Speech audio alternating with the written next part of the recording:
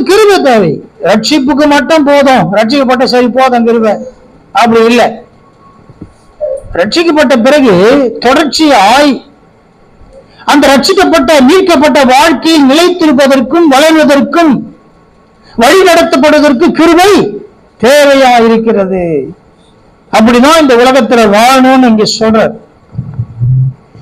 அப்ப அந்த கிருபையின் வாழ்க்கையில என்ன இல்லைன்னா நான் இல்லை, நான் அப்படின்றது போயிடும். கிருபையினால் போதிக்கப்படுறீங்க, கிருபையினால் ரட்சிக்கப்பட்டு கிருபையினால் போதிக்கப்பட்டீங்க அப்படின்னா அங்க என்ன இருக்காது?